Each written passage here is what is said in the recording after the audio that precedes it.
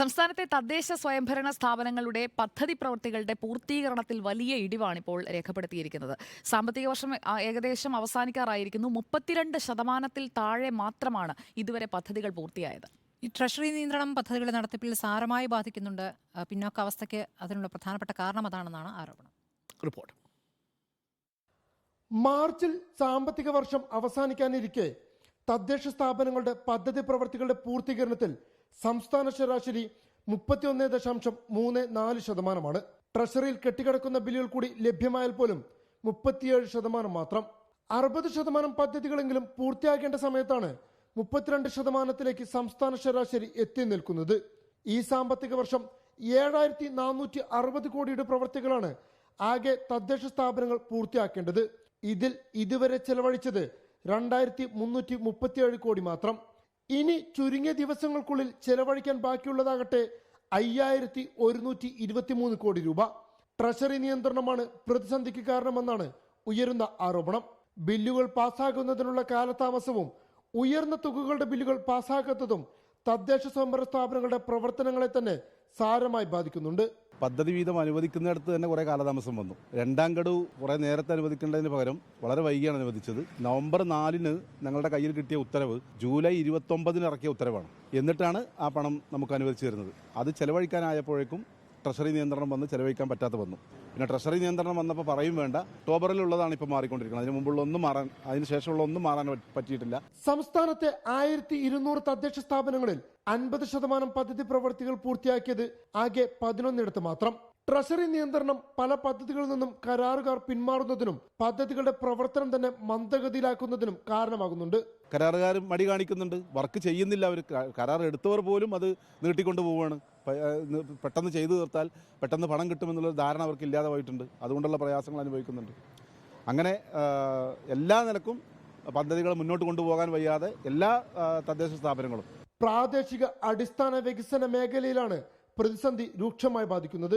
SC വിഭാഗത്തിൽപ്പെട്ട ആളുകൾക്ക് സാധനങ്ങൾ കൊടുക്കുന്നതിന് വേണ്ടി നമ്മൾ ഓർഡർ കൊടുക്കുന്ന ആളുകളൊക്കെ നമ്മളോട് ചോദിക്കുന്നത്, നിങ്ങൾ പൈസ തരാൻ എന്താ ഗ്യാരണ്ടി ഉള്ളതെന്ന്. നമുക്കൊരു ഉറപ്പും പറയാൻ പറ്റാത്തൊരവസ്ഥയാണ്.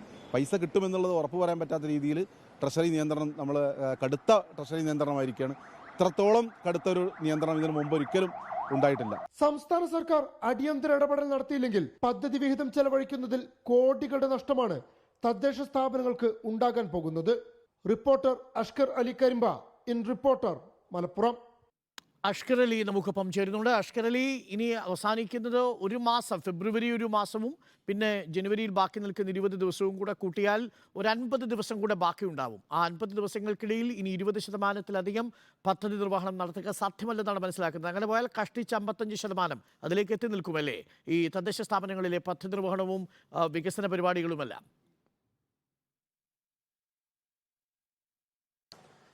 അരുൺ, സ്വാഭാവികമായും വലിയൊരു പ്രതിസന്ധിയിലേക്ക് തന്നെയാണ് കാര്യങ്ങൾ പോകുന്നത്. കാരണം 60%, ഈ ജനുവരി മാസമാകുമ്പോഴേക്കും 60% ഒക്കെ പൂർത്തിയാവാറുണ്ടായിരുന്നു സാധാരണ ഈ പദ്ധതി വിഹിതത്തിലേക്ക് തന്നെ. പക്ഷേ ഇത്തവണ അത് ട്രഷറിയിൽ കിടക്കുന്ന ബില്ലുകളടക്കം ഉൾപ്പെടുത്തിയാൽ പോലും 37% താഴെ എന്നുള്ള ഒരു അവസ്ഥയിലേക്ക് കാര്യങ്ങൾ എത്തിയിരിക്കുന്നു എന്നുള്ളതാണ്. ഇത് നമ്മളെ അടിസ്ഥാന മേഖലയെ, പ്രാദേശികമായിട്ടുള്ള അടിസ്ഥാന വികസന മേഖലയാണ് ഇത് ഏറ്റവും കൂടുതൽ സാരമായി ബാധിക്കുന്നത്. കാരണം ഏകദേശം 7460 കോടി രൂപ സംസ്ഥാന സർക്കാർ ഇത്തരത്തിൽ തദ്ദേശ സ്ഥാപനങ്ങൾ നൽകിയ പദ്ധതികളുടെ തന്നെ അടിസ്ഥാനത്തിൽ ഒരു തുക നീക്കിയിരിപ്പ് വയ്ക്കുന്നു. ഈ ഒരു വർഷത്തിനകം അത് ചെലവഴിച്ച് വികസന പദ്ധതികളും അടിസ്ഥാന വികസനങ്ങളും പൂർത്തിയാക്കുക എന്നുള്ളതാണ് തദ്ദേശ സ്ഥാപനങ്ങളുടെ ഉത്തരവാദിത്തം. പക്ഷേ അത് സാധ്യമാകുന്നില്ല എന്നുള്ളതാണ് ഇവിടുത്തെ ഏറ്റവും വലിയ പ്രതിസന്ധി. ഇത് ഒരു സാധാരണക്കാരന് ഒരു പശു ഇല്ലെങ്കിൽ ഒരു കന്നുകാലി വളർത്തലിന് നൽകുന്നത്, അതിന് നൽകുന്ന സബ്സിഡിയെ പോലും ബാധിക്കുന്നു എന്നുള്ളതാണ് ഇവിടുത്തെ ഏറ്റവും പ്രധാനപ്പെട്ട വിഷയം. കാരണം 1 ലക്ഷം രൂപ മുതൽ 5 ലക്ഷം രൂപ വരെയുള്ള ബില്ലുകളടക്കം പാസ്സാകാത്ത ഒരു സ്ഥിതിയാണ് ഇപ്പോൾ ട്രഷറിയിലുള്ളത്. 10 ആളുകൾക്ക് ഇത്തരത്തിൽ ഒരുമിച്ച് കന്നുകാലി വളർത്തലിനുള്ള ഒരു സബ്സിഡി നൽകുകയാണെങ്കിൽ അത് 1 ലക്ഷം രൂപയുടെ മുകളിലേക്ക് പോവുകയും അത് അവർക്ക് ലഭിക്കാത്ത ഒരു സാഹചര്യം ഉണ്ടാവുകയും ചെയ്യുന്നു. ഇങ്ങനെ ലഭിക്കുമ്പോൾ പലപ്പോഴും ഇവർ വ്യത്യസ്ത പദ്ധതികളായോ അല്ലെങ്കിൽ വ്യത്യസ്ത അപേക്ഷകരായൊക്കെ തദ്ദേശ സ്ഥാപനങ്ങൾ ഈ ട്രഷറിയിൽ നൽകി ബില്ലുകൾ പാസ്സാക്കാൻ ശ്രമിക്കുമ്പോൾ ഓഡിറ്റർമാർ ഇടപെട്ട് അതിന് തടസ്സം നിൽക്കുകയും ചെയ്യുന്നു. സ്വാഭാവികമായും 1 ലക്ഷം രൂപയ്ക്ക് മുകളിലുള്ള ബില്ലുകളൊന്നും പാസ്സാകാത്ത സ്ഥിതിയാണ് ഇപ്പോൾ ഓഗസ്റ്റ് മുതൽ ഈ ഘട്ടം വരെ നിലനിൽക്കുന്നത്. ചില പ്രത്യേക ബില്ലുകൾ മാത്രം, ഇപ്പോൾ KSEBയുടെ വൈദ്യുതി ബില്ലുകളടക്കമുള്ള ചില വൈദ്യുതി ബില്ലുകൾക്ക് മാത്രമാണ് ഇതിൽ ഇളവുകൾ നൽകിയിരിക്കുന്നത്. അതുകൊണ്ട് ഈ ട്രഷറി നിയന്ത്രണം സംസ്ഥാനത്തെ പഞ്ചായത്തുകളെയും മുനിസിപ്പാലിറ്റികളെയും കോർപ്പറേഷൻ്റെയൊക്കെ ഭാഗത്തു നിന്നുള്ള എല്ലാ തദ്ദേശ വികസന മേഖലകളിലെയും സാരമായി ബാധിച്ചിരിക്കുന്നു ഈ പ്രവൃത്തി ശരി, പദ്ധതികൾ അഷ്കർ അലിയാണ് ആ പൂർത്തീകരണത്തിന് വിവരങ്ങൾ നൽകുന്നത്. തദ്ദേശ സ്ഥാപനങ്ങളുടെ പദ്ധതി നിർവഹണത്തിൽ കാര്യമായ ഇടിവാണ് സംഭവിച്ചിരിക്കുന്നത്. 32% താഴെ മാത്രമാണ് ഈ സാമ്പത്തിക വർഷം അവസാനിക്കുമ്പോഴും പദ്ധതി നിർവഹണമുള്ളത്. ട്രഷറി നിയന്ത്രണം, വലിയ രീതിയിൽ പദ്ധതികളുടെ നടത്തിപ്പ് സാധാരണ